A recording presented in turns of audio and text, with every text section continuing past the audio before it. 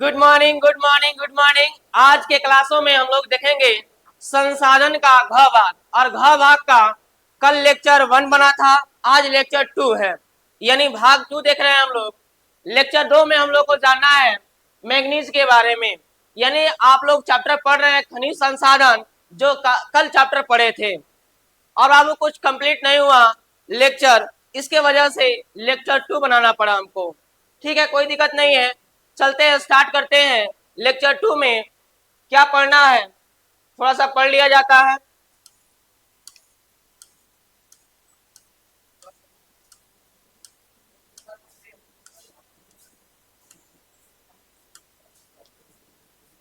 देखिएगा, आज के लेक्चर में हम लोग को पढ़ना है मैग्नीज के बारे में। आज के लेक्चर में जानना है कि मैग्नीज होता क्या है, मैग्नीज का वितरण कितना किया गया है, कौन कौन से क्षेत्रों में किया गया है, कितना परसेंट पाया जाता है, ये सब मैग्नीज का, यानी मैग्नीज के बारे में जानना है। और मैग्नीज एक खनिज संसाधन है जिसका उपयोग हम लोग कर रहे हैं। तो आइए हम लोग थोड़ा जानते हैं मैग्नीज के बारे में कि मैग्नीज होता क्या है। अगर बात किया जाए मैग्नीज, मैग्नीज अयस्क, एक अयस्क के रूप में मिलता है। मैग्नीज जो होता है अयस्क के रूप में पाया जाता है। मैग्नीज एस के रूप में पाया जाता है, यानी अशुद्धि के रूप में पाया जाता है। अब अशुद्धि रूप मैग्नीज को देखा जाए तो मैग्नीज होता क्या है, तो बाबू मैग्नीज उत्पादन में भारत के स्थान विश्व के रूस और दक्षिण अफ्रीका के बाद तीसरा स्थान रखता है। अगर भारत का बात किया जाए मैग्नीज में, तो मैग्नीज जो होता है तीसरा स्थान रखता है। कौन सा स्थान रखता है? तीसरा स्थान रखता है। और बाबू पहला कौन स्थान रखा हुआ है? रूस। दूसरा स्थान रखा है दक्षिण अफ्रीका। दूसरा रखा स्थान दक्षिण अफ्रीका। यह मुख्य रूप से जंग रोधी इस्पात बनाने तथा लोहे एवं मैग्नीज के मिश्र धातु बनाने में उपयोग आते हैं। यानी कहा जाए तो इसका उपयोग हम लोग जंग रोधी, यानी जंग नहीं लगने वाला, जंग रोधी यानी होता है जंग नहीं लगने वाला धातु बनाए, इस्पात बनाया जाता है। यहाँ बात किया जाता है लोहा एवं मैग्नीज का मिश्र धातु बनाने में इसका उपयोग किया जाता है। इसका उपयोग अगर बात किया जाए शुष्क बैटरियों के निर्माण में, शुष्क बैटरी यानी कहा जाए तो जो आप पेंसिल बैटरी का यूज करते हैं घड़ियों में, रिमोट में, या फिर कहा जाए तो जो सूखा हुआ बैटरी होता है जिसे एक बार यूज करने के बाद फेंक दिया जाता है, उसमें हम लोग क्या करते हैं? मैग्नीज का उपयोग करते हैं। अगर बात किया जाए फोटोग्राफी, फोटोग्राफी में भी क्या होता है? मैग्नीज का उपयोग होता है। चमड़ा, माचिस उद्योग में भी मैग्नीज का उपयोग होता है। साथ ही अगर बात किया जाए इसका उपयोग पेंट, जो आप लोग घरों में पेंट देखते हैं, पेंट में भी मैग्नीज का उपयोग किया जाता है। कीटनाशक दवाइयों में भी मैग्नीज का उपयोग किया जाता है। कीटनाशक यानी कीटाणुओं को मारने के लिए जो दवाई बनाई जाती है उसमें भी मैग्नीज का उपयोग किया जाता है। भारत के कुल उत्पादक में अगर बात किया जाए तो 85% मैग्नीज का उपयोग धातु को, यानी मिश्र धातु बनाने में किया जाता है। पूछा जाए क्वेश्चन कि बताइए सर, आपका सबसे ज्यादा मैग्नीज का उत्पादन किस धातु को बनाने में किया जाता है? तो याद रखिएगा मिश्र धातु को बनाने में किया जाता है। यानी ये रहा मैग्नीज अयस्क। अयस्क यानी होता है अयस्क यानी अशुद्धि, और अशुद्धि के रूप में हम बताए हैं कि जितना भी खनिज मिलता है पृथ्वी के अंदर से, जितना भी खनिज निकाला जाता है वो सभी खनिजें अशुद्धि के रूप में पाई जाती हैं। कोई भी शुद्ध नहीं पाया जाता है, और उसको निकालने के बाद हम लोग उसका शुद्धिकरण करते हैं। क्या करते हैं? शुद्धिकरण करते हैं। ठीक है, आइए थोड़ा सा आगे पढ़ते हैं हम लोग। देखिएगा ये सब मैग्नीज है। अगर मैग्नीज देखा जाए तो इस प्रकार से मैग्नीज आपको देखने को मिलते हैं। ये मैग्नीज के अयस्क है, यानी मैग्नीज अयस्क यानी कहा जाए तो अशुद्धि के रूप में मिलता है। अब इससे हम लोग क्या करते हैं? मैग्नीज को निर्माण करते हैं, या कहा जाए तो शुद्ध रूप में निकालते हैं। ये मैग्नीज के रूप है, सब जितना दिखाई दे रहा है ये मैग्नीज ही है। ठीक है, तो मैग्नीज आप लोग देख सकते हैं कि मैग्नीज कैसे होते हैं। ठीक है, चलिए आगे थोड़ा बात करते हैं। देखिएगा अगला टॉपिक हम लोग को क्या पढ़ना है। अगला टॉपिक हम लोग को जानना है कि मैग्नीज अयस्क का वितरण कहाँ कहाँ है। वितरण यानी कहा जाए तो मैग्नीज को कहाँ कहाँ बांटा गया है, मैग्नीज को कहाँ कहाँ बांटा गया, खंडों में तोड़कर रखा गया, या फिर कहा जाए तो कहाँ कहाँ मैग्नीज की संख्या पाई जाती है, कहाँ पे कितना पाई जाती है, इसके बारे में जानना है। तो आइए थोड़ा जानते हैं मैग्नीज का अयस्कों का वितरण। मैग्नीज अयस्कों का वितरण के बारे में जानते हैं। भारत में मैग्नीज संचित भंडार अगर बात किया जाए तो बाबू 1670 लाख टन है। भारत में केवल अगर मैग्नीज के बारे में बात किया जाए, मैग्नीज का वितरण बात किया जाए तो 1670 लाख टन आपका पाया जाता है। अगर बात किया जाए विश्व में जिम्बाब्वे के बाद भारत ही मैग्नीज का सबसे बड़ा संचित भंडार है। अगर बात किया जाए सर कि अगर विश्व में अगर पूरे देश में बात किया जाए तो पूरे देश में भारत जिम्बाब्वे के बाद स्थान रखता है। जिम्बाब्वे पहला स्थान रखता है और दूसरा स्थान रखता है भारत। ठीक है, अगला क्या कह रहा सुन लीजिएगा। जो विश्व के कुल संचित भंडार लगभग 20% पर है। अगर भारत में बात किया जाए कि मैग्नीज कितना परसेंट पाया जाता है, तो बाबू भारत में बात किया जाए तो लगभग विश्व का कुल भंडार कितना पाया जाता है, 20% पाया जाता है। क्या पाया जाता है, मैग्नीज पाया जाता है। अब थोड़ा बात करते हैं आगे बात करना हम लोग ये जानना है कि भारत में उत्पादन में मुख्य क्षेत्र में उड़ीसा, मध्य प्रदेश, महाराष्ट्र, कर्नाटक एवं आंध्र प्रदेश, भारत का 78% से ज्यादा मैग्नीज का अयस्क का भंडारण महाराष्ट्र, नागपुर, भंडारा जिलों से लेकर मध्य प्रदेश के बालाघाट के छिंदवाड़ा जिले तक फैली पेटी मिलती है। यानी अगर बात किया जाए, सुन लीजिएगा, अगर मैग्नीज के बारे में बात करें तो मैग्नीज उड़ीसा, मध्य प्रदेश, महाराष्ट्र, कर्नाटक, आंध्र प्रदेश में है। ठीक है, भारत का अगर बात किया जाए तो भारत में मैग्नीज का उत्पादन कितना किया जाता है, तो याद रखिएगा 78% किया जाता है। कितना परसेंट? अगर बात किया जाए तो बाबू इतना सारे देशों के बारे में बात किया जाए तो इतना में अगर बात किया जाए तो 78% भारत में मैग्नीज अयस्कों का क्या होता है, भंडारण पाया जाता है। कहाँ पाया जाता है, महाराष्ट्र के नागपुर, भंडारा जिले से लेकर मध्य प्रदेश का बालाघाट, छिंदवाड़ा जिले तक पेटी मिलती है। यानी पूछा जाए कि बताइए मैग्नीज कौन कौन से जिले में मिलती है, और वो भी बताना है आपको कि उड़ीसा, मध्य प्रदेश, महाराष्ट्र, कर्नाटक, आंध्र प्रदेश के राज्यों में। तो जिला पूछा जाएगा, राज्य का जिला पूछा जाएगा तो आपको बताना पड़ेगा कौन कौन से है जी। महाराष्ट्र में अगर जाते हैं तो बाबू नागपुर, भंडारा जिले मिलता है। मध्य प्रदेश में जाते हैं तो बाबू बालाघाट, छिंदवाड़ा जिले मिलता है। यहाँ पे मैग्नीज का उत्पादन किया जाता है। तो आगे चलते हैं, अगला टॉपिक सुनिएगा। अगला टॉपिक हम लोग का क्या कह रहा है, अगला टॉपिक के बारे में जानना हमको कि उड़ीसा भारत में मैग्नीज का उत्पादन अग्रणीय है। यानी अगर बात किया जाए तो बाबू मैग्नीज में उड़ीसा जो है सबसे आगे माना जाता है। उड़ीसा को क्या माना गया है, अग्रणीय माना गया है मैग्नीज के उत्पादन में।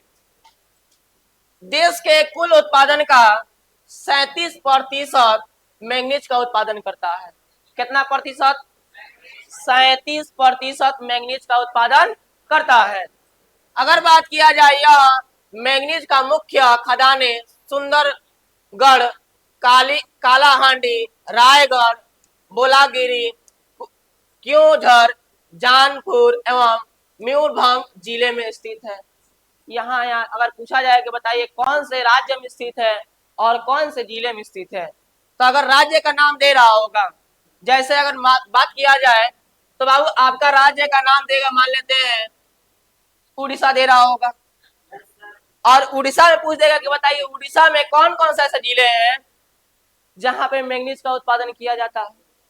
तो आपको बताना पड़ेगा कि कौन कौन से जिले हैं मैंगनीज का। तो बाबू सुंदर खदान है, सुंदरगढ़ यानी कालाहांडी, रायगढ़, बोलगिरी, जानपुर जानपुर और मयूरभंज जिले हैं। यहाँ पे अगर बात किया जाए तो बाबू ये जिले हैं जहाँ पे मैंगनीज का उत्पादन किया जाता है, और मैंगनीज का उत्पादन वाला राज्य का नाम दिया गया है उड़ीसा। और उड़ीसा में कितना परसेंट किया जाता है? 37%। कितना प्रतिशत? 37%। ठीक है, आगे चलते हैं थोड़ा सा। अब अगला स्थान किसका रहता है मैंगनीज का? मैंगनीज का अगला स्थान किसका है? तो सुनिएगा, अगला स्थान रखता है महाराष्ट्र। अगर बात किया जाए महाराष्ट्र भारत के कुल उत्पादन का 1/4 मैंगनीज का उत्पादन करता है। यानी अगर बात किया जाए महाराष्ट्र का, तो महाराष्ट्र 1/4 यानी कहा जाए तो 25% भारत का मैंगनीज उत्पादन करता है। कितना प्रतिशत? 25%। किसका उत्पादन करता है? तो भारत का जो महाराष्ट्र राज्य है वो बात किया जाएगा कितना परसेंट करता है? 25% करता है। इस राज्य का मुख्य मैंगनीज उत्पादक पेटी नागपुर है।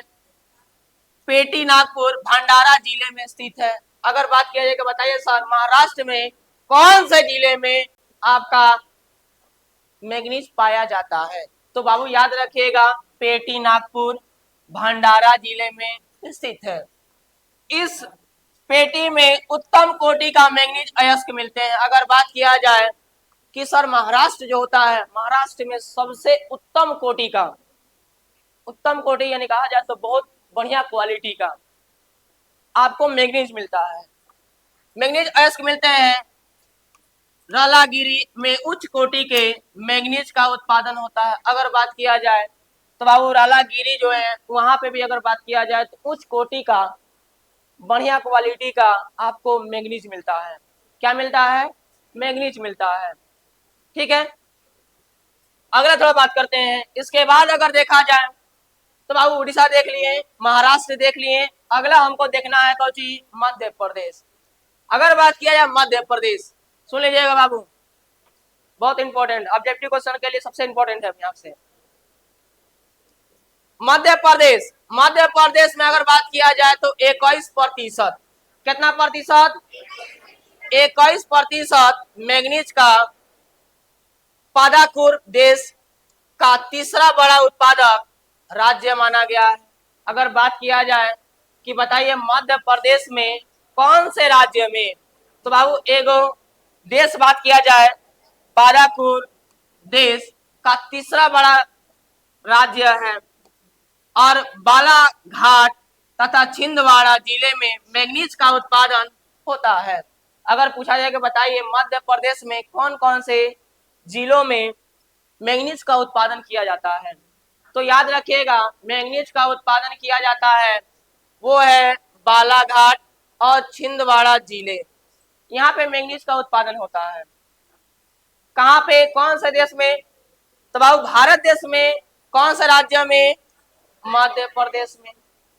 इस सब बाबू भारत के बारे में पढ़ रहे हैं हम लोग, जितना चीजें अभी पढ़ रहे हैं सब भारत के बारे में ही जान रहे हैं। ठीक है, तो बाबू मध्य प्रदेश में अगर बात किया जाए तो बालाघाट और छिंदवाड़ा जिले में मैंगनीज का उत्पादन किया जाता है। ठीक है, थोड़ा आगे चलते हैं, आगे ध्यान दीजिएगा। अगला कौन स्थान रखता है मैंगनीज के उत्पादन में? अगला मैंगनीज के उत्पादन में स्थान रखता है जिसका नाम है कर्नाटक। क्या नाम है जी? कर्नाटक। ये कर्नाटक क्या करता है? सुन लीजिए कितना उत्पादन कर रहा है कर्नाटक। कर्नाटक का बात किया जाए तो मैंगनीज, मैंगनीज शिमोगा और चित्रदुर्ग, तुमकुर, बलारी, उत्तर कन्नड़ा, धारवाड़ा, चिंगमुलर और बीजापुर जिले में मुख्य उत्पादक हैं। अगर बात किया जाए तो इसका नाम याद रखना, एक दो को कम से कम नाम याद रखिएगा। ठीक है, पहले यहाँ देश का एक चौथाई मैंगनीज का उत्पादन होता था, किंतु अब इससे कम हो गया है। पहले अगर बात किया जाए तो बाबू कर्नाटक में भी मैंगनीज का उत्पादन 25% होता था भारत का। कितना परसेंट बाबू? 25% होता था।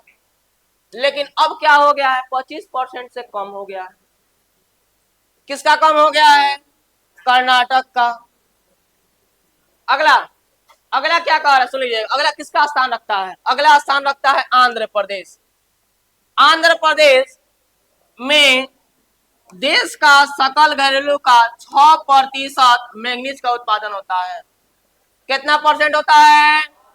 6% मैंगनीज का उत्पादन होता है। कौन करता है? तो याद रखिएगा आंध्र प्रदेश। और आंध्र प्रदेश तो करता ही है, इसके साथ साथ लाभ भी मिलता है। किसको लाभ मिलता है?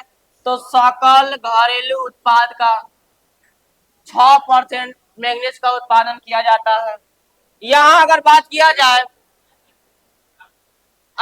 बात किया जाए तो बाबू मुख्य उत्पादक जिले श्रीकाकुलम और अन्य उत्पादक जिले में विशाखापट्टनम, कंडपा, विजयनगर तथा गुंटूरू है। यानी ये सभी चीजें, यानी आंध्र प्रदेश में 6% जो मैंगनीज का उत्पादन किया जाता है, वो मैंगनीज का उत्पादन अगर बात किया जाए कौन कौन से जिले में मुख्य रूप से पाया जाता है, तो याद रखिएगा श्रीकाकुलम और बाबू कौन है जी? विशाखापट्टनम, कंडपा, विजयनगर और गुंटूर। ये बाबू क्या होता है? यहाँ पे मैंगनीज का उत्पादन किया जाता है। ये रहा मैंगनीज के बारे में। अब थोड़ा सा हम लोग को जानना है क्या है मैंगनीज से आगे, थोड़ा जानना है हमको। अब थोड़ा जानते हैं कि मैंगनीज जो पढ़ लिए हैं, उस मैंगनीज थोड़ा सा रिवीजन कराएंगे, थोड़ा ध्यान दीजिएगा। थोड़ा सा रिवीजन कराते हैं, थोड़ा ध्यान दीजिएगा आप लोग। अब बताइएगा, सबसे पहले हम क्या बताएं कि मैंगनीज का वितरण बहुत सारा है, बहुत जगह है। कितना परसेंट है जी? 78% है। अगर बात किया जाए भारत में मैंगनीज का संचित भंडार कितना दिया गया है? 20% दिया गया है। अगर बात किया जाए तो बाबू ये सभी, जैसे उड़ीसा हो गया, मध्य प्रदेश हो गया, महाराष्ट्र हो गया, कर्नाटक हो गया, आंध्र प्रदेश हो गया, सबसे पहला स्थान रखता है उड़ीसा। उसके बाद आता है मध्य प्रदेश, उसके बाद आता है महाराष्ट्र, उसके बाद आता है कर्नाटक, और बाबू आंध्र प्रदेश लास्ट में आता है, जहां पे मैंगनीज का उत्पादन पूछा जाएगा। बताइए सबसे ज्यादा मैंगनीज का उत्पादन होता है। तो बाबू याद रखिएगा, सबसे ज्यादा मैंगनीज का उत्पादन कहाँ होता है और सबसे कम कहाँ होता है? आंध्र प्रदेश में होता है। ये बातें पूछी जाती हैं, ठीक है।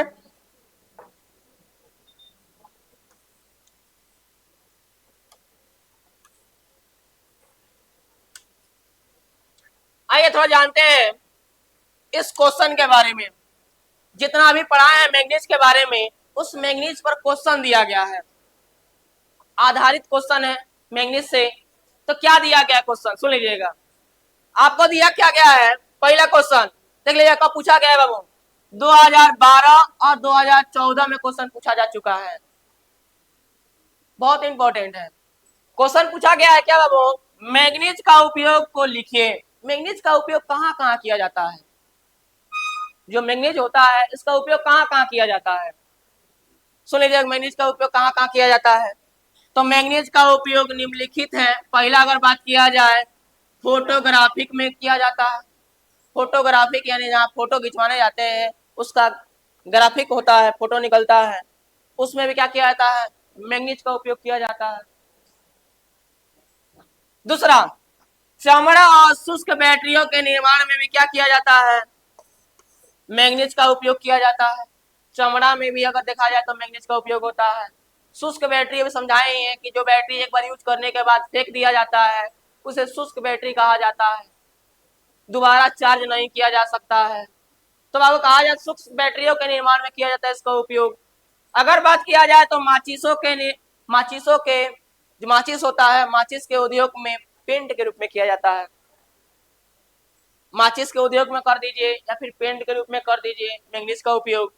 तथा कीटनाशक दवाइयों के रूप में बनाने में किया जाता है। कीटनाशक यानी कीटाणुओं को मारने वाला दवाई के बनाने में मैंगनीज का उपयोग किया जाता है। किसका उपयोग किया जाता है? मैंगनीज का उपयोग किया जाता है। तो ये क्वेश्चन आपका 2 बार पूछा गया है, 2012 2014। तो याद रखिएगा मैंगनीज का उपयोग पूछेगा कि 2 गो मैंगनीज का उपयोग बताइए। तो याद रखिएगा पहला मैंगनीज का उपयोग निम्नलिखित है। पहला याद रखिएगा फोटोग्राफिक, ठीक है। दूसरा आपको याद रखना है बैटरी। बैटरी कौन सा बैटरी? घड़ी का बैटरी, शुष्क बैटरी कह सकते हैं, चमड़ा कह सकते हैं, माचिस उद्योग में कह सकते हैं, पेंट जो आप लोग घर में करते हैं या फिर लकड़ियों में पेंट करते हैं या फिर कहा जाए तो लोहा में पेंट करते हैं, उसमें भी क्या किया जाता है? मैंगनीज का उपयोग किया जाता है। कीटनाशक दवाई यानी कहा जाए तो कीटाणुओं को भगाने वाले दवाई में इसका उपयोग किया जाता है। थोड़ा सुनिएगा अगला क्वेश्चन। अब अगला क्वेश्चन नहीं दिया, हम लोग को पढ़ना है बॉक्साइट के बारे में। यानी अगला टॉपिक हम लोग का दिया है, टॉपिक दिखा दिया है जी बॉक्साइट। बॉक्साइट होता क्या है, किसको बॉक्साइट बोला जाता है, और इसके भारत में क्या क्या वितरण दिया गया है, भारत में कितना कितना वितरण दिया गया, किसका राज्य में कितना % है, इसके बारे में जानना है। सुनिएगा थोड़ा सा। अगर बात किया जाए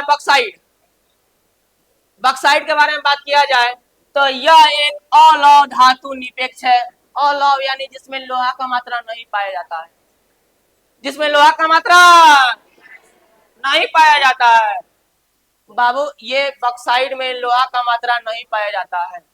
जो बॉक्साइट निर्माण होता है उसमें लोहा का मात्रा नहीं पाया जाता है, जिससे एल्युमिनियम नामक धातु निकाली जाती है। एल्युमिनियम जानते हैं, एल्युमिनियम के बर्तन में क्या करते हैं आप लोग? खाना खाते हैं, खाते हैं कि नहीं खाते हैं? जो अब एल्युमिनियम होता है उसमें लोहा का मात्रा नहीं होता है, जिसमें लोहा का मात्रा नहीं होता है। अगर बात किया जाए तो भारत में बॉक्साइट का इतना भंडार है कि एल्युमिनियम में हम आत्मनिर्भर हो सकते हैं। इतना ज्यादा निर्माण है बॉक्साइट का कि बॉक्साइट से इतना ज्यादा एल्युमिनियम बना सकते हैं, इतना ज्यादा बर्तन या फिर विभिन्न तरह के उद्योग बना सकते हैं जिस पर हम अपने आप पर निर्भर हो सकते हैं। आत्मनिर्भर यानी कहा जाए तो अपने आप पर निर्भर, ठीक है। इसका अगर बात किया जाए बहुमुखी उपयोग, वायुयान निर्माण, जो जहाज होता है उस जहाज में क्या किया जाता है? तो बॉक्साइट का उपयोग किया जाता है। किसका उपयोग किया जाता है? बॉक्साइट, यानी बॉक्साइट से क्या निर्माण होता है? एल्युमिनियम। एल्युमिनियम का उपयोग कहाँ किया जाता है? वायुयान के निर्माण में किया जाता है। अगला बात किया जाए विद्युत उपकरण निर्माण में किया जाता है। कौन सा निर्माण में किया जाता है? विद्युत निर्माण में किया जाता है। किसमें किया जाता है? विद्युत निर्माण में किया जाता है। अगर बात किया जाए तो अब विद्युत निर्माण में विद्युत उपकरण में कह सकते हैं। विद्युत उपकरण समझ रहे क्या होता है? मतलब बाबू जितना भी विद्युत चीजें बनाई जाती हैं, जितना भी विद्युत चीजें बनाई जाती हैं उसमें एल्युमिनियम का यूज किया जाता है। किया जाता है कि नहीं किया जाता है?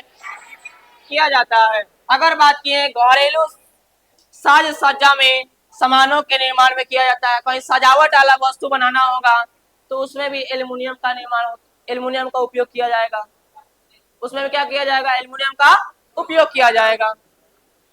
आगे सुनिएगा बर्तन बनाने, जिसमें आप लोग सुबह शाम खाना खाते हैं, रोटी चोखा या फिर विभिन्न तरह के भोजन करते हैं, वो सभी भोजन, विभिन्न तरह के जो भोजन करते हैं वो बाबू बर्तन, जिस बर्तन में करते हैं वो बर्तन एल्युमिनियम की होती है। अगर बात किया जाए सफेद सीमेंट, सफेद सीमेंट यानी व्हाइट सीमेंट का नाम सुने होंगे आप लोग, व्हाइट सीमेंट का नाम सुने होंगे। व्हाइट सीमेंट में बॉक्साइट का यूज किया जाता है। किसका यूज किया जाता है? बॉक्साइट का यूज किया जाता है।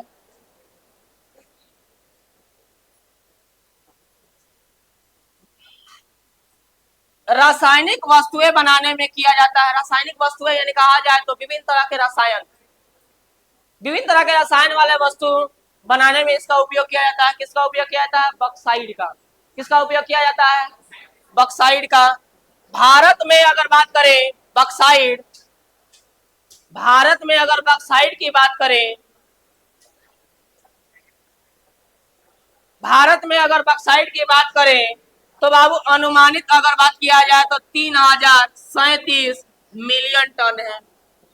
बहुत ज्यादा है। अगर बात किया जाए बॉक्साइट का तो बॉक्साइट बहुत ज्यादा है। और बॉक्साइट कितना दिया गया है बाबू? तो 3037 मिलियन। अब बाबू टन में दिया गया है, मिलियन टन। अगर बात किया जाए तो हम भारत देश आत्मनिर्भर हो सकते हैं। क्या हो सकते हैं जी? आत्मनिर्भर हो सकते हैं। इतना ज्यादा है कि किसका ज्यादा संख्या है दिया? बॉक्साइट का। पूछा जाए कि बताइए भारत देश आत्मनिर्भर हो सकता है कौन से खनिजों से? तो बाबू याद रखिएगा वो है बॉक्साइट। कौन है जी? बॉक्साइट पर आत्मनिर्भर हो सकते हैं हम लोग। ठीक है, अगला बात क्या है थोड़ा सा देख लीजिएगा। ये आपका बॉक्साइट है। ये क्या है जी? बॉक्साइट इस रूप में देखने को मिलता है और इस बॉक्साइट से एल्युमिनियम निकाला जाता है। बॉक्साइट से एल्युमिनियम प्राप्त किया जाता है। तो बाबू बॉक्साइट देख चुके हैं, बॉक्साइट कैसी होती है? कैसी होती है बॉक्साइट बाबू? ऐसी होती है। ठीक है, तो बाबू बॉक्साइट के देख लीजिए थोड़ा सा। आपको चट्टान की तरह दिखाई दे रहा है, काला काला सा दिखाई दे रहा है, दिखाई दे रहा है। ये बॉक्साइट है। तो आगे चलते हैं, देखिएगा बॉक्साइट में अगर बात किया जाए, लड़का थोड़ा सा हल्ला मत करिए आप लोग, बहुत ज्यादा हल्ला कर रहे हैं आप लोग। अगर बात किया जाए भारत में बॉक्साइट, तो बाबू भारत में बॉक्साइट देखा गया 1951 में। 1951 में देखा गया जब बॉक्साइट के, तो बॉक्साइट कितना उत्पादन किया जा रहा था? 68.44 हजार टन। हजार टन में बात कर रहा है। ठीक है, अगर बात किया जाए 1961 में बात किया जाए, यानी 1961 में बात किया जाए, तो इसकी कितना हजार टन था जी? 4075.9 हजार टन था। सुन लीजिएगा, 1971 में बात किया जाए तो 1517.1 था। 1918 में चला जाए तो बाबू 1954.6 था। 1951 में गए तो बाबू 4977 यानी कहा जाए 4977.0 था। 2004 और 5 में बात किया जाए, बॉक्साइट में 2005 और 4 में बात किया जाए तो बाबू 11,598.0 था। अगर बात किया जाए 5 और 6 में तो बाबू हो गया 12,596। 6 और 7 में देखा गया तो बाबू हो गया 15,661। और बाबू 7 और 8 में देखा गया तो इसकी संख्या उत्पादन कितना हो गया? तो बाबू 24,678 अनुमानित माना गया है, हजार टन में है। यानी बात किया जाए कि बताइए बॉक्साइट, इतना बात बताया गया है कि कब कब किया गया बॉक्साइट का उत्पादन, कितना कितना हुआ है। तो इसमें से जरूर बाबू क्वेश्चन रहेगा। क्वेश्चन क्या रहेगा बताइए 1951 में कितना था, या फिर कहा देगा बताइए 2007 और 8 में कितना था। अधिकतर क्वेश्चन आपसे दे दिया जाएगा ये वाला जो संख्या चल रही है 2000 2000 2000 2000, ये 2000 वाला मान याद रखिएगा आप लोग। यानी 2004 और 5 में कितना था, 2005 और 6 में था, 6 और 7 में कितना था, 8 और 9, यानी 7 और 8 में कितना था। ये सभी बातें आपसे पूछी जा सकती हैं। ठीक है, तो आगे चलते हैं हम थोड़ा सा। अगर वीडियो अच्छी लगती है तो वीडियो को लाइक शेयर अपने दोस्तों में जरूर करें, और बाबू शेयर के साथ साथ कमेंट आप लोग जरूर करें। जिस सुनिएगा, तो बाबू अगला पढ़ना है बॉक्साइट का वितरण। अगला टॉपिक हम लोग को पढ़ना है बॉक्साइट का वितरण। वितरण यानी कहा जाए तो बंटवारा। अब बाबू बॉक्साइट का बंटवारा कहाँ कहाँ किया गया है, कितना किया गया है, कितना % पाया जाता है, इसके बारे में जानना है। तो आइए बॉक्साइट के बारे में जानना है थोड़ा सा। बॉक्साइट का वितरण अगर देखा जाए तो बाबू सबसे पहले बक्साइड, बक्साइड भारत में अनेक क्षेत्रों में मिलता है। बक्साइड एक क्षेत्र में नहीं बाबू, अनेक क्षेत्र में मिलता है भारत के, किंतु मुख्य रूप से इसका भंडार उड़ीसा है, गुजरात है, झारखंड है, महाराष्ट्र है, छत्तीसगढ़ है, कर्नाटक है, तमिलनाडु है और उत्तर प्रदेश में अवस्थित है।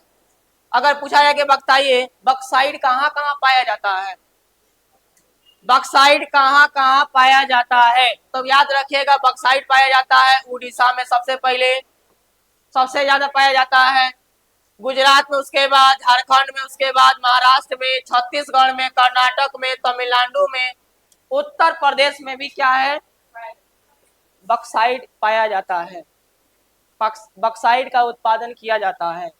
तो बाबू अगर बात किया जाए देश का, तो देश का आधा से अधिक भंडार उड़ीसा में है। भारत देश में अगर बात करें कि भारत देश में सबसे ज्यादा बक्साइड का भंडार कहाँ अवस्थित है, तो याद रखिए कहाँ अवस्थित है जी, उड़ीसा में अवस्थित है। कहाँ अवस्थित है, उड़ीसा में अवस्थित है। अब चलो उड़ीसा के बारे में बात करते हैं, पहला के बारे में बात करते हैं कि सर उड़ीसा में कितना है, तो याद रखिए उड़ीसा में अगर बात किया जाए, उड़ीसा भारत का कुल उत्पादक का 42% बक्साइड का उत्पादन करता है। कितना परसेंट, 42%। कितना परसेंट, कौन करता है, उड़ीसा करता है। अगर बात किया जाए कालाहांडी, बोलगिरी, कोसपुर, सुंदरगढ़ और संभलपुर बक्साइड का मुख्य उत्पादक जिले हैं। अगर जिला पूछा जाएगा बताइए कौन कौन से जिले में, उड़ीसा के कौन कौन से जिले में बक्साइड का उत्पादन किया जाता है, तो याद रखिएगा कालाहांडी, बोलेगिरी, कोसपुर, सुंदरगढ़, संभलपुर बक्साइड का मुख्य जिले हैं। अब अगला आता है क्या, वो गुजरात। अभी बताएं कि पहला स्थान रखा हुआ वो उड़ीसा, दूसरा स्थान कौन रखा है, गुजरात रखा है।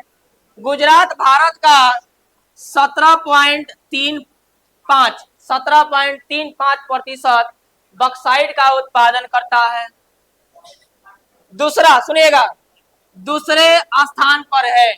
कौन सा स्थान पर है जी, दूसरे स्थान पर है बक्साइड।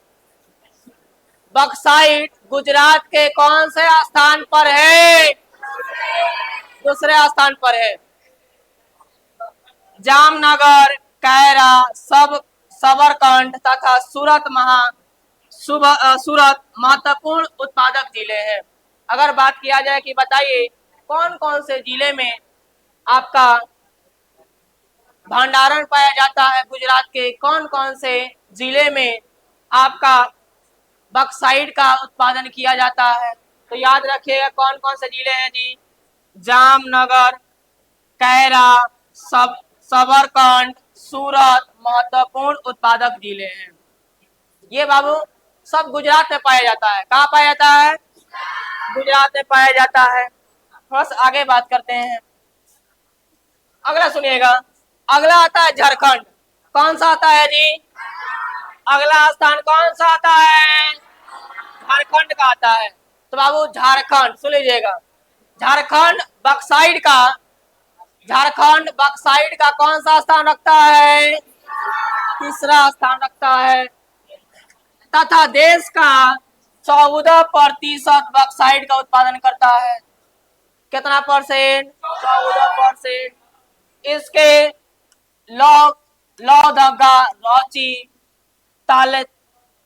लातेहार एवं पलामू मुख्य उत्पादक जिले हैं। अगर बात किया जाए तो पलामू जो है और बाबू लातेहार जो है यहाँ पे मुख्य जिले माना गया है।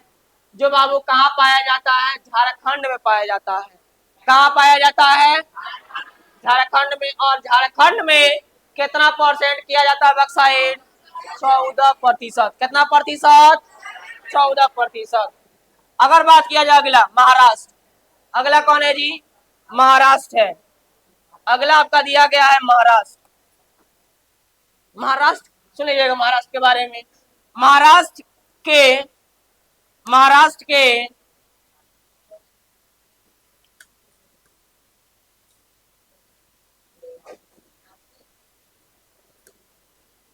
महाराष्ट्र की अगर बात किया जाए तो महाराष्ट्र के कोलावा, खड़ागिरी तथा कोल्हापुर जिले में बक्साइट का खनन होता है। अगर पूछा जाए कि बताइए सर महाराष्ट्र के कौन से जिले में बक्साइट का उत्पादन किया जाता है, तो याद रखिएगा कोलावा।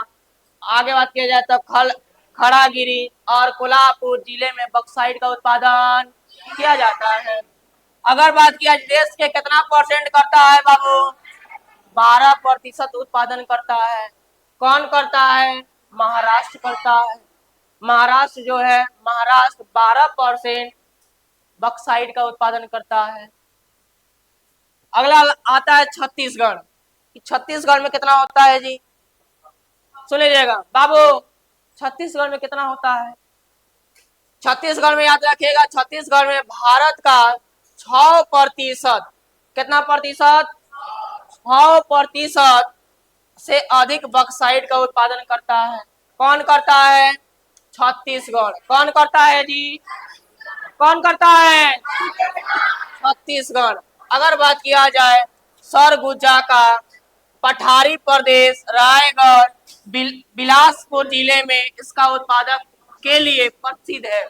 अगर बात किया जाए बताइए कौन कौन से जिले बक्साइट के लिए छत्तीसगढ़ में प्रसिद्ध है, तो याद रखिए कौन कौन से है जी, सरगुजा का पठारी प्रदेश, रायगढ़, बिलासपुर जिले में इसका उत्पादक होता है।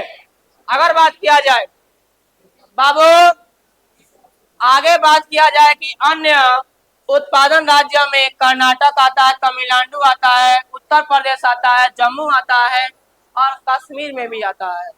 यानी अन्य अगर बात किया जाए, अन्य राज्यों में बात किया जाए तो अन्य राज्यों में कौन कौन आता है, कर्नाटक आ जाएगा, तमिलनाडु आ जाता है, उत्तर प्रदेश आ जाता है, जम्मू आ जाता है और कश्मीर आ जाता है। ठीक है, चलिए अगला टॉपिक बाबू, अगला टॉपिक हम लोग को जानना है, अगला टॉपिक जानना है तांबा का वितरण क्या होता है।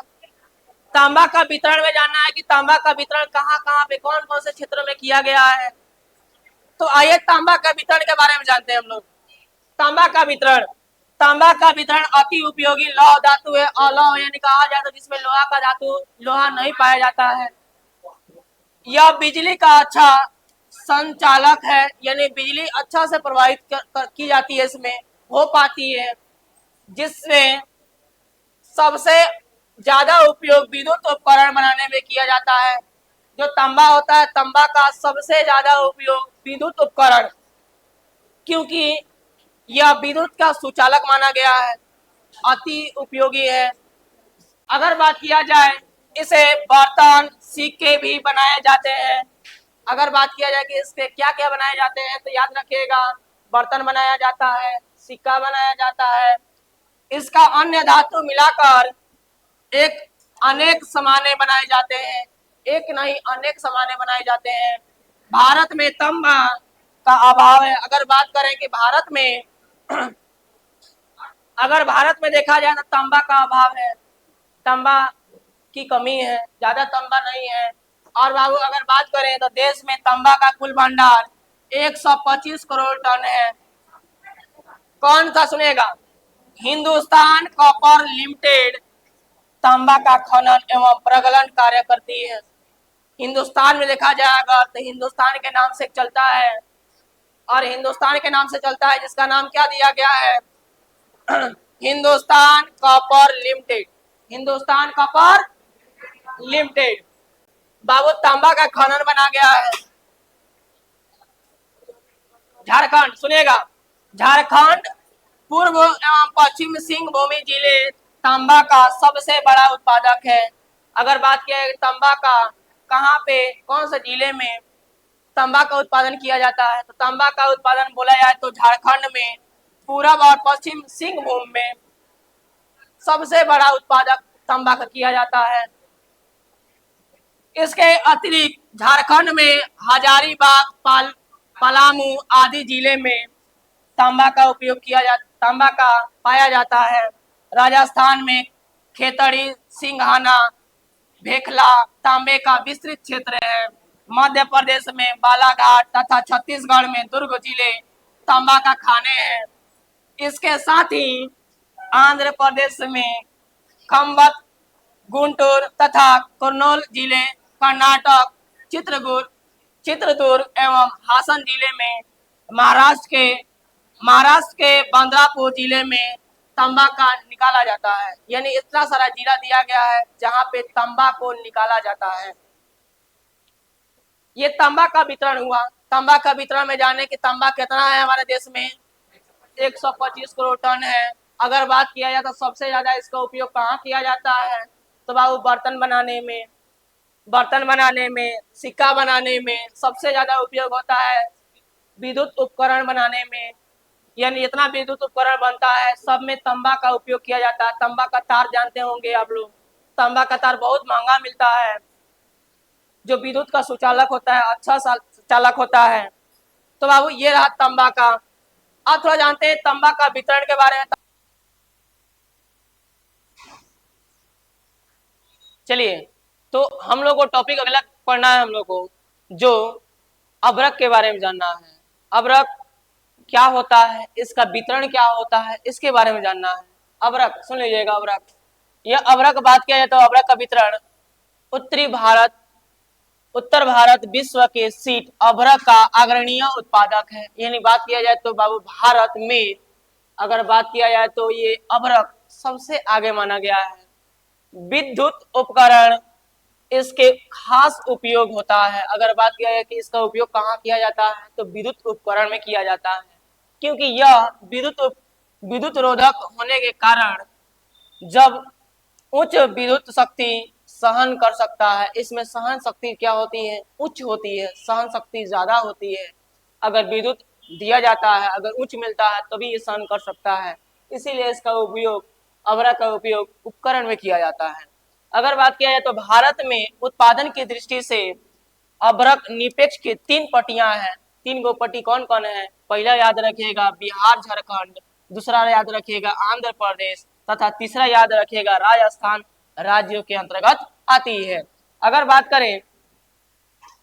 किया जाए कि भारत में अभ्रक कुंत भंडार, यानी कुल यहाँ पर लिखना चाहिए था, कुल भंडार अगर बात किया जाए तो बाबू 59,065 टन है। अगर 2002 और 3 में देखा जाए तो इसका उत्पादन 1217 टन था। बिहार एवं झारखंड में उत्तम कोटि की रूबी अभ्रक का उत्पन्न होता है। ये कहा जाए तो बताइए, भारत है, भारत में बिहार जो राज्य है या फिर झारखंड राज्य है, उस राज्य में उत्तम कोटि की क्या मिलती है, पूछा जाएगा तो बोलिएगा अभ्रक मिलता है। क्या मिलता है, सर्वश्रेष्ठ, यानी कहा जाए तो सबसे अच्छा अभ्रक कहाँ मिलता है, तो याद रखिएगा बिहार और झारखंड में, बिहार और झारखंड में मिलता है। और बाबू अगर बात किया जाए 2002 और 2003 में इसका भंडार कितना था, तो याद रखिएगा 1217 टन। अगर बात किया जाए कि कुल भंडार कितना है भारत में, तो याद रखिएगा 59,065 टन, 59,065 टन जो भारत में कुल भंडार है। तो आइए इसके बाद हम लोग अगला टॉपिक जानते हैं अभ्रक के बारे में।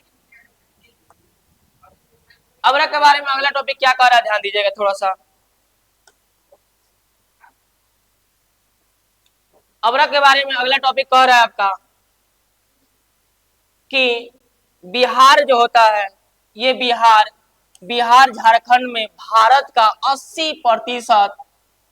80% मानक उत्पादन करता है। आंध्र प्रदेश में नैगुर जिले अभ्रक का उत्पादन होता है। अगर बात किया जाए कि बताइए सर, बिहार और झारखंड में आप बोले हैं कि उच्च कोटि का जो अभ्रक मिलता है वो कितना % मिलता है, तो बात किया जाए तो बिहार और झारखंड में 80% मानक है कि बाबू यहाँ पे बिहार और झारखंड में 80% अभ्रक प्राप्त होता है।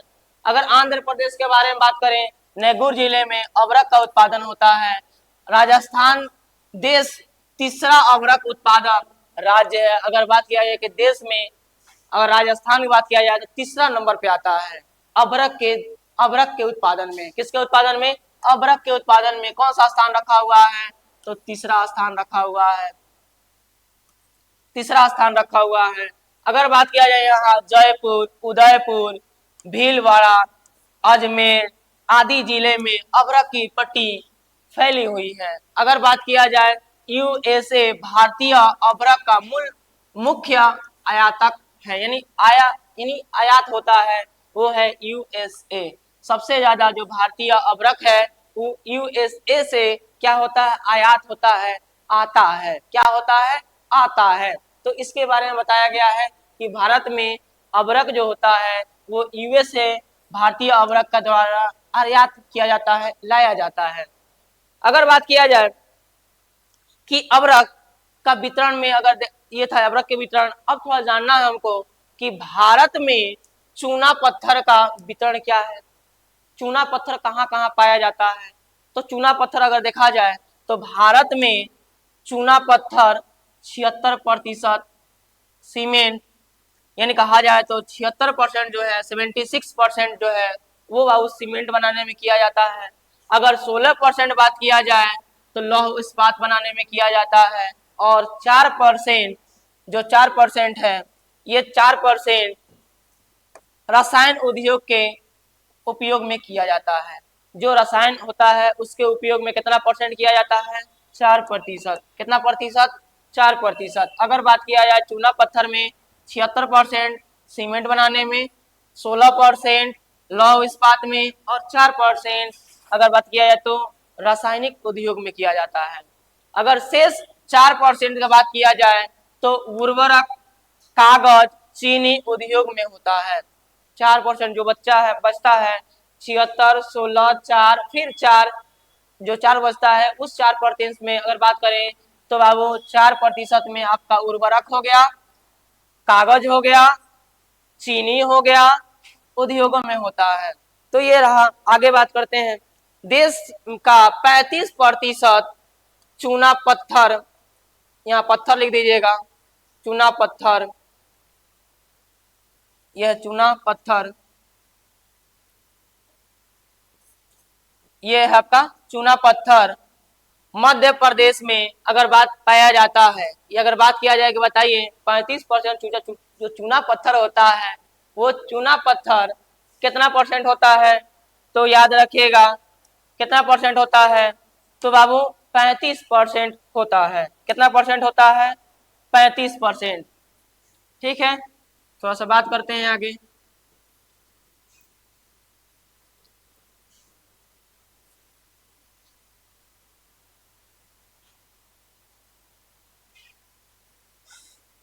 तो देश की अगर बात किया जाए देश में कितना परसेंट है चूना, तो बाबू चूना पत्थर आपका कितना दिया गया है, 35% दिया गया है। और ये मध्य प्रदेश में पाया जाता है। कहाँ पाया जाता है, मध्य प्रदेश में पाया जाता है। अन्य उत्पादक राज्यों में जैसे छत्तीसगढ़, आंध्र प्रदेश, गुजरात, राजस्थान, कर्नाटक, महाराष्ट्र, उड़ीसा, बिहार, झारखंड, उत्तर प्रदेश आदि में है। अगर बात किया जाए बताइए चूना पत्थर कहाँ कहाँ पे स्थित है, इसका वितरण कहाँ कहाँ पे है, तो याद रखिएगा सबसे ज्यादा अगर है तो 35% है, वो है मध्य प्रदेश में। अगर बात किया जाए कि उससे भी ज्यादा कहाँ है तो भारत में पाया जाता है, लेकिन भारत के देश में अगर बात किया जाए तो 35% मध्य प्रदेश में पाया जाता है। उसके बाद जो क्या होता है अन्य उत्पादक राज्य दिए गए हैं जैसे छत्तीसगढ़, आंध्र प्रदेश, गुजरात, राजस्थान, कर्नाटक, महाराष्ट्र, उड़ीसा, बिहार, झारखंड, उत्तर प्रदेश आदि क्षेत्रों में आपका चूना पत्थर है। तो ये रहा चूना पत्थर के बारे में कि चूना पत्थर का वितरण कैसे है। अब चलते हैं थोड़ा सा अगला टॉपिक बढ़ते हैं। चूना पत्थर समाप्त हुआ, थोड़ा सा बात करते हैं अब अगला टॉपिक। अगला टॉपिक हम लोग का रहा है खनिजों में, यानी खनिज जो होता है उसका आर्थिक लाभ क्या है। मतलब कि अगर बात किया जाए तो हमें क्या लाभ होता है, किस प्रकार से इससे लाभ मिलता है खनिजों से। तो बाबू आगे बात किया जाए, सुन लीजिएगा। पृथ्वी पर अगर बात किया जाए, पृथ्वी पर जैसे जल और थल अति महत्वपूर्ण खजाने हैं, जिस प्रकार जल है हमारे आवश्यक के लिए, जैसे थल है यानी पृथ्वी की सतह है हमारे लिए आवश्यक है, वैसा ही हमारा अगर बात किया जाए तो बाबू खनिज भी हमारे लिए बहुत जरूरी है, बहुत जरूरी है खनिज। अगर बात किया जाए ठीक उतना ही महत्वपूर्ण खनिज संसाधन भी है। अगर हमारा खनिज संसाधन नहीं रहता है तो हमारा देश का विकास स्थिर हो जाएगा। अगर देश का विकास करना है, प्रगति करना है, तो बाबू हमें खनिजों की आवश्यकता पड़ेगी। तो बाबू खनिज संसाधन भी है, खनिज संसाधन के अभाव में देश के औद्योगिक विकास को गति एवं दिशा नहीं दे सकते हैं। अगर बाबू उद्योग जितना भी है वो सभी उद्योग खनिजों पर डिपेंड रहता है। अगर खनिज नहीं रहेगी तो बाबू उद्योग चल ही नहीं पाएगा। उद्योग का सबसे ज्यादा अगर विकास किया जाए तो खनिजों के कारण हुआ है। अगर बात किया जाए फलतः देश के आर्थिक विकास अवरुद्ध हो सकता है। अगर आर्थिक विकास ही अगर बात किया जाए, जब फैक्ट्री ही रुक जाएगा, जितना भी फैक्ट्रियां हैं वो सब खनिजों के चलते रुक जाएगा, तो बाबू हमारा विकास ही नहीं हो पाएगा, हम लोग विकास ही नहीं कर पाएंगे, हमारा देश विकास ही नहीं कर पाएगा। तो बाबू विश्व के बहुत से देश खनिज संपदा राष्ट्रीय आय के प्रमुख स्रोत बन हुए हैं। ऐसे भी खनिज हैं जो राष्ट्रीय आय के लिए, देश के पैसा का जो राष्ट्रीय आय, वो राष्ट्रीय आय के लिए प्रमुख स्रोत बन चुके हैं, जो क्या करते हैं, उद्योगों से मिलते हैं। किससे मिलते हैं? उद्योगों से मिलते हैं। खनिजों की सबसे बड़ी अगर विशेषता यह है कि यह बार बार उपयोग में आने के पश्चात भी लगभग समाप्त हो, यानी कहा जाए तो बार बार ये उपयोग आने के पश्चात ये लगभग समाप्त हो जाते हैं। इसका संबंध हमारे वर्तमान और भविष्य के कल्याण से है। अगर हम इसको संरक्षित नहीं करते हैं, अगर इसको हम बचाते नहीं हैं, तो ये समाप्त हो जाएगा, क्योंकि खनिज दोबारा नहीं प्राप्त होता है। यह अनवीकरणीय संसाधन है, एक बार उपयोग करने के बाद पुनः इसका उपयोग नहीं किया जा सकता। तो बाबू इसको बचाना अति आवश्यक है। अब ये रहा, आगे बात थोड़ा चलते हैं। खनिज ऐसे क्षयशील संसाधन है, यानी क्षय यानी होता है खत्म, एक बार में ऐसा कहा जाए तो खत्म हो जाता है, अगर इसका उपयोग किया जाए तो दोबारा प्राप्त नहीं होगा, जिन्हें दोबारा नवीकृत नहीं किया जा सकता है। अतः खनिज संरक्षण का परम आवश्यक है कि हमें खनिज को बचाना है। अगर खनिज नहीं बचाते हैं तो हमारा जीवन, हमारा देश, हमारा विकास यानी हर चीज अवरुद्ध हो जाएगा। तो इसलिए खनिजों को बचाना अति आवश्यक है। तो आइए, ये था हमारा खनिजों का आर्थिक लाभ। हमारे आर्थिक लाभ पर क्या प्रभाव पड़ता है खनिजों का, इसके बारे में हम बात किए। क्या क्या बात किए, फिर से एक बार थोड़ा सा बता देते हैं कि पृथ्वी जिस प्रकार से जल आवश्यक है, जिस प्रकार से थल आवश्यक है, वैसे ही हमारा खनिज भी आवश्यक है। अगर बात किया जाए, ये बहुत ही महत्वपूर्ण संसाधन होता है, और अगर ये ना रहे तो औद्योगिक विकास रुकेगा, और औद्योगिक विकास के साथ साथ हमारा आर्थिक विकास भी रुक जाएगा। जितने भी काम करने वाले लोग हैं फैक्ट्रियों में, जितने भी काम करने वाले लोग हैं, उस सब का काम रुक जाएगा, वो काम नहीं करेंगे, जिसके कारण वो घर परिवार का विकास नहीं हो पाएगा। इसलिए खनिज हमारे लिए बहुत आवश्यक है। ठीक है, तो चलते हैं आगे हम लोग अगला टॉपिक पे। अगला टॉपिक हमारा कह रहा है, अब थोड़ा सा कह रहा है खनिजों पर कुछ प्रश्न दिया गया है। क्या प्रश्न दिया गया है, सुनिएगा। खनिजों का प्रश्न दिया हुआ है कि जितने भी हम क्वेश्चन अभी किए हैं उस पर कुछ क्वेश्चन दिए गए हैं जो अति आवश्यक हैं एग्जाम बोर्ड के लिए। अगर आप एग्जाम 2026 में एग्जाम की तैयारी कर रहे हैं तो आप इसके लिए प्रिपेयर रहें कि ये क्वेश्चन 5 अंकों का पूछा जाता है। अगर ये क्वेश्चन छूट जाता है तो बाबू आपका 5 दीर्घ उत्तरीय प्रश्न जो होगा वो छूट सकता है।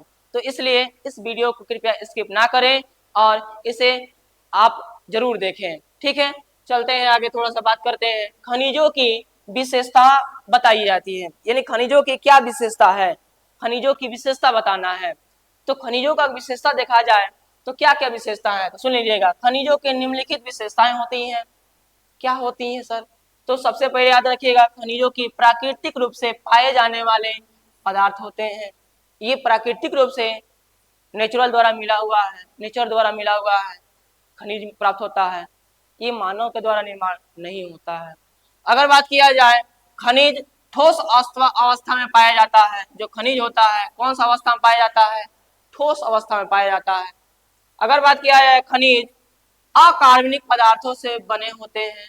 अकार्बनिक, जिसमें कार्बन की मात्रा नहीं होती है, वैसे आपको क्या होता है, ही निर्माण होता है। यानी कहा जाए तो जो खनिज होता है वो अकार्बनिक पदार्थों से मिलकर के बना होता है। थोड़ा सा बात करते हैं आगे 4 नंबर। खनिजों का वितरण अगर देखा जाए पृथ्वी पर समान रूप से नहीं होता है, असमान है। आप जानते होंगे खनिज हर जगह छोड़ा मोड़ा या फिर कहा जाए तो हर जगह कुछ क्षेत्र में ज्यादा है, कुछ क्षेत्रों में कम है, कुछ क्षेत्रों में जैसा क्षेत्र है, जैसा क्षेत्र के अनुसार उसको क्या किया गया है, खनिज का वितरण भी है। तो आगे बात करते हैं थोड़ा सा। कुछ क्षेत्रों में अधिक पाए जाते हैं, कुछ क्षेत्रों में कम पाए जाते हैं। अगर पाया जाए तो खनिज एक समाप्य संसाधन है। अगर एक बार इसे यूज किया जाता है या फिर यूज करने के बाद ये समाप्त हो जाता है, इसीलिए इसको क्या बोला जाता है, समाप्य संसाधन बोला जाता है। कौन सा संसाधन बोला जाता है, समाप्य संसाधन बोला जाता है, जिसका अर्थ है कि एक बार उपयोग करने के बाद फिर से प्राप्त करना मुश्किल या असंभव है। अगर एक बार हम प्रयोग कर रहे हैं, उपयोग कर रहे हैं, अगर वो समाप्त हो जाता है तो दोबारा नहीं मिल पाएगा। तो इसलिए इसको बचाना आवश्यक है। ठीक है, तो ये रहा हमारा खनिजों का विशेषता।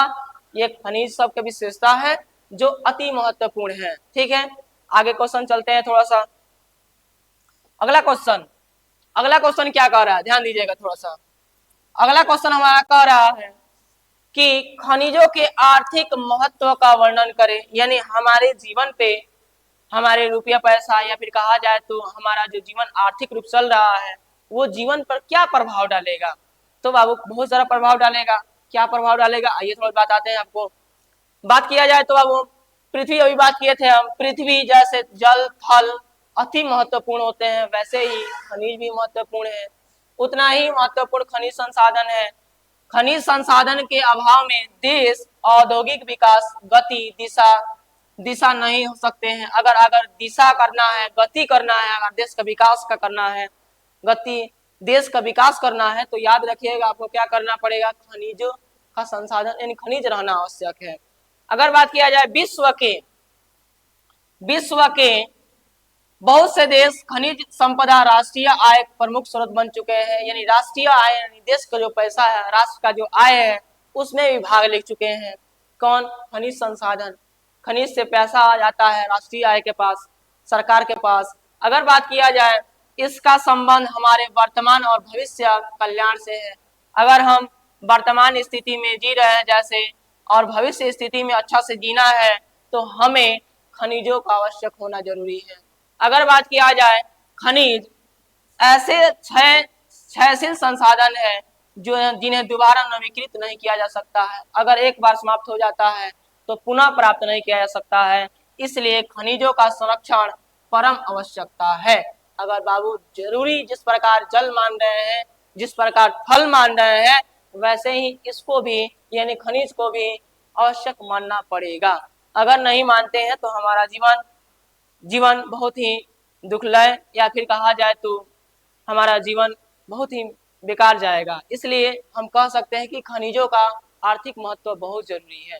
ठीक है, तो आते हैं अगला टॉपिक पे बात करते हैं।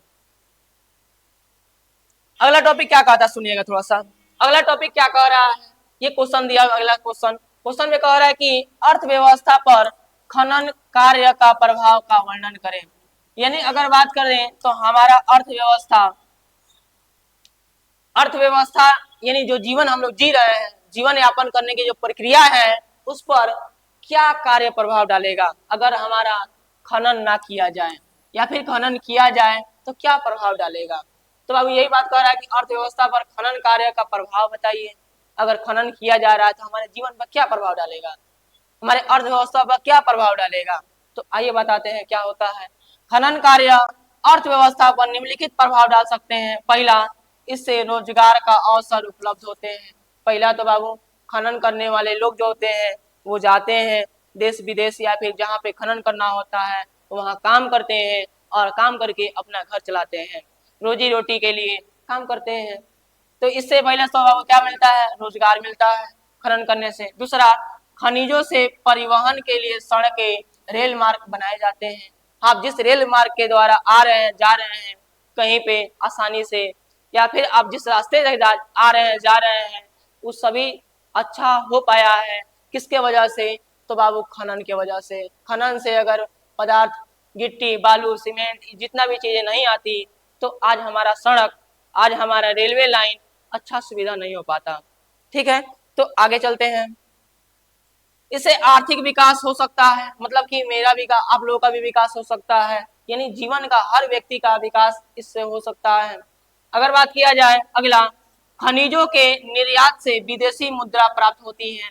यानी खनिज जो होता है वो क्या करता है, निर्यात करता है। कहाँ निर्यात करता है, विदेशी मुद्रा में। ये विदेशों तक पहुंचाता है, देश के बाहरी तक पहुंचाता है और पहुंचा करके उससे रुपया पैसा प्राप्त करता है, जिससे हमारा लाभ होता है, हमारा देश का लाभ होता है। तो बाबू इससे होता है खनन से। अगर बात किया खनन से प्राप्त खनिजों से उद्योग बदलते हैं।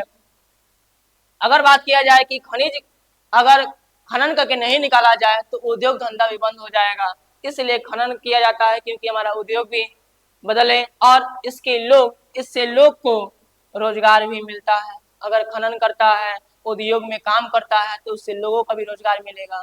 अगर बात किया जाए खनन कार्य बंद होने से बेरोजगारी और समस्या बढ़ने लगती है। अगर बात किया जाए जय खनन रोकवा दिया जाएगा पूरा देश में खनन रोकाने की बात कर दिया जाएगा या फिर हो जाएगा तो समझिए कि बेरोजगारी और भी ज्यादा हो जाएगी। तो इसलिए हमारा अर्थव्यवस्था पर खनन का बहुत ज्यादा प्रभाव है। अगर खनन रोक दिया जाता है तो क्या प्रभाव पड़ता है, अगर खनन है तो क्या प्रभाव है।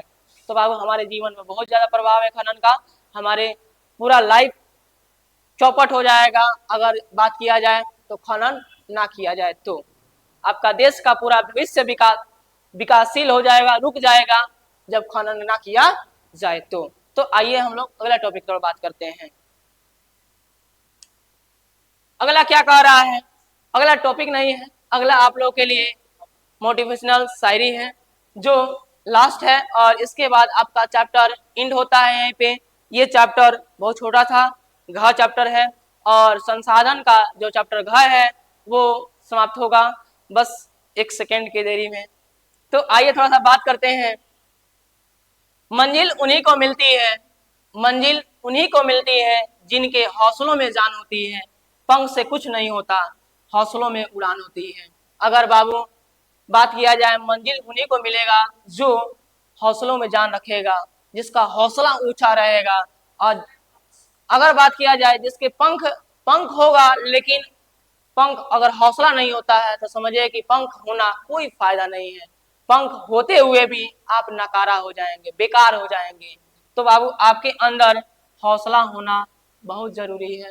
यही हौसला इंसान को जीवित रखता है, यही हौसला इंसान को ऊंचे स्थानों पर ले जाता है। तो बाबू हौसला होना अनिवार्य है। तो आज का क्लास हमारा यहीं पर समाप्त होता है। आप लोगों को वीडियो अच्छी लगी तो लाइक शेयर और सब्सक्राइब जरूर करें और मेरा ये दावा है कि आप लोगों को वीडियो अच्छी लगी होगी। अगर अच्छी, हम चलते हैं, बाय बाय।